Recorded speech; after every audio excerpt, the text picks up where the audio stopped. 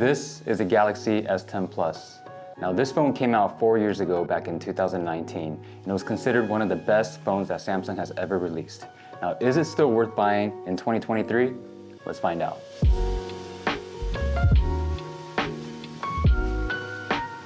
Yo, what is up guys? Aaron here. So it's been a while since I last posted.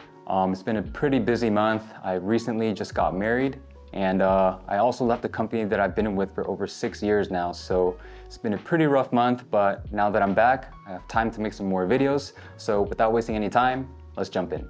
So this guy right here is the S10 Plus, and this was released back in 2019, and it was a massive leap from its predecessor, the S9 Plus. You got a larger and much more improved display. You got double the amount of internal storage from 64 gigs to 128.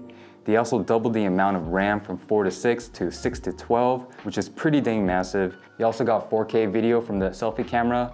I mean, I can go on and on and on with all these improvements. It was just a massive generational leap, especially at this time. The same also goes for the Note 10 Plus, which is very similar to the S10 Plus. And if you guys have been following my channel, you guys should already know that I'm a big fan of the Note 10 Plus. Now, having spent a lot of time with the S10 Plus, I'm gonna give you guys my thoughts, some of the positives, some of the negatives, and see if it's still worth buying in 2023. But before we dive in, I wanna thank our partner for today's video, Mint Mobile. Some of you might already be familiar with Mint Mobile, but if you're not, then let me explain. So Mint Mobile provides premium wireless service without sacrificing speed, data, or coverage, all for just $15 a month. I'm serious, $15 a month. It's kind of crazy, right? So I've been experimenting with Mint Mobile for almost a year now, just to see how it is, how much money I can save, how's the coverage, how's the speed, and all I can say is that I wish I knew about it sooner. From texting, to calling, to internet browsing, social media, whatever it may be, I couldn't even tell the difference from my old provider to Mint Mobile. So Mint Mobile is built on the nation's largest 5G network, and at just a fraction of the cost, I saved a good amount of money which I used on food, gas, utility bills, and all the necessities that I needed. The switch is super quick and easy. You can choose to keep your current number or get a new number, whether it's a physical SIM card or an eSIM card. You can activate your device in a matter of minutes. As I said before, Mint Mobile provides premium wireless service such as unlimited talk and text, lightning fast 5G, free mobile hotspot, and they have affordable family plans as well. Everything you need for as low as $15 a month. Seriously guys, there's no reason to be overpaying for your phone bills when you can get the same premium service plus save a lot of money by switching to Mint Mobile. So if you want to start saving money today, I highly suggest you guys check out Mint Mobile by clicking the link in the description below. Again, stop overpaying for your phone bills and use that money you save on an extra tank of gas or something. I don't know. So check out the link below and start saving today. Now first, let's talk about the design. And surprisingly, the S10 Plus has a really nice feel to it. It has a solid glass panel front and back with an aluminum frame, and even after 4 years, it still looks and feels premium. It's very similar to the Note 10 Plus, but much easier to use with one hand, kinda, which I'll explain later, but overall, the design of the S10 Plus has aged very well. It has a nice solid weight to it. The rear camera module is simple and elegant. Horizontal or vertical design, it doesn't really bother me at all. I actually like the way this camera looks. The phone is super slim at just 7.8 millimeters thick, and it's really lightweight as well at just 176 grams. The phone is super comfortable to hold, and it just easily slides into your pocket and you'll hardly notice that it's even there. Overall, the S10 Plus is a great looking phone that's really well built, which you would expect from a flagship that launched at $1,000.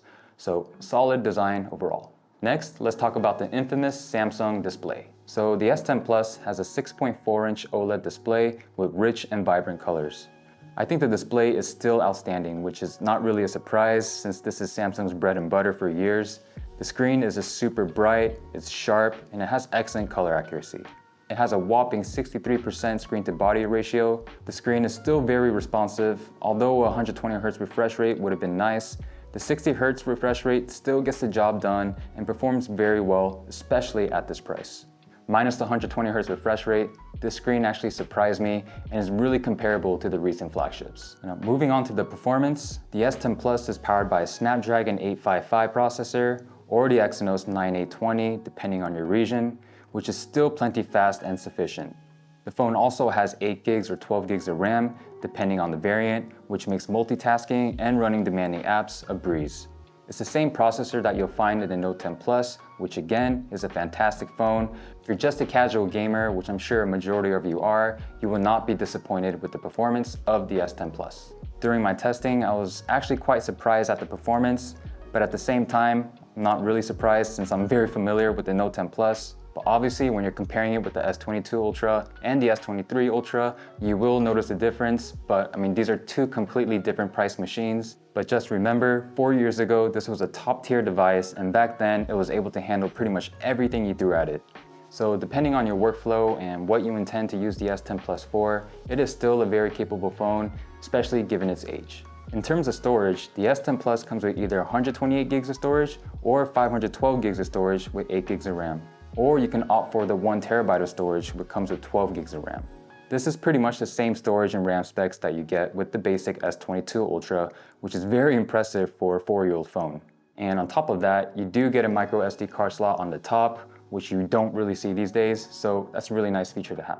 Now, as for the camera on the S10 Plus, the rear camera is a triple camera setup consisting of a 12 megapixel wide-angle lens, a 12 megapixel telephoto lens, and a 16 megapixel ultra-wide lens. The front-facing camera is a dual lens setup with a 10 megapixel main lens and an 8 megapixel depth sensor. It's also capable of shooting 4K videos at 60 frames per second, which the predecessor, the S9 Plus, did not have. Despite the lower megapixel count, which is not that low to be honest, the S10 Plus takes solid photos and videos, so here's a couple examples that I took with the S10 Plus.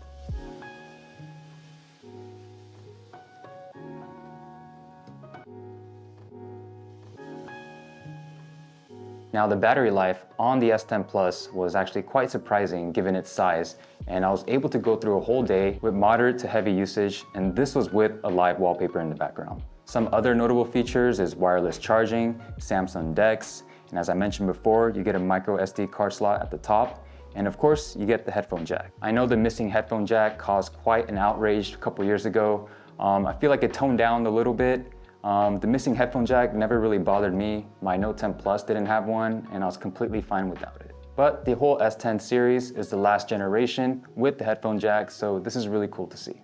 All right, guys, so those were all the positive things about this phone. Now, let's get into some of the negatives. First, I just want to point out this is purely based on release. It would not be fair to compare the S10 Plus to a new S23 Ultra, so this is strictly based on the time of release. Now, with that said, my number one gripe of the S10 Plus is the location of the power button. It is just way too freaking high. It's super uncomfortable to use. Unless you have hands like the size of Shaq's, then this probably won't be an issue, but for the average user, you might have an issue. Another negative that I have with the S10 Plus is the charging speed. Unfortunately, the S10 Plus is capped at only 15 watts, while the Note 10 Plus, which released the same year, has 45 watt fast charging. And trust me, that extra 30 watts makes a huge difference, so it would have been cool to see if they had the same charging speed. The last negative that I have with the S10 Plus is the selfie camera. Not the performance, but the design. The position of the camera is fine. A lot of phones 4 years ago had the same layout, but the way it's implemented on the screen just feels off. They did end up fixing the design with the Note 10 Plus, but I just kind of wish they went with the same single camera setup for both phones. Other than that, the S10 Plus is still a solid performer in 2023, especially at just $200 US. You have to remember that the generational leap from the S9 to the S10 was pretty massive, and the same goes for the Note 10 Plus, which I did a review, so you guys can check out that video up here or a link down in the description below. And I said this in my last video where I said the S10 Plus and the Note 10 Plus was way ahead of its time on release. The generational leap from the S21 Ultra to the S22 Ultra and now the S23 Ultra, honestly, to me, isn't really all that exciting. With the S10 Plus, you get very respectable performance, a capable camera, you get expandable storage, you also get a headphone jack, you get pretty much everything you want in a smartphone today. But if you want that buttery smooth 120Hz display, I'll definitely check out the S21 Ultra. However, it is double the price at about $400. All right, there you have it guys, the S10 Plus in 2023. This guy right here actually surprised me. It's a solid all-rounder, it's super compact, it's lightweight, and it's just so comfortable to use. It may be not the best at everything, but it does everything very well. So if you guys do want to check the S10 Plus out, I left a couple links in the description below. And at the time of recording this video, they were going just under $200 US. And in my opinion, the S10 Plus will go down into history books as one of the best, if not the best smartphone flagships that Samsung has ever released.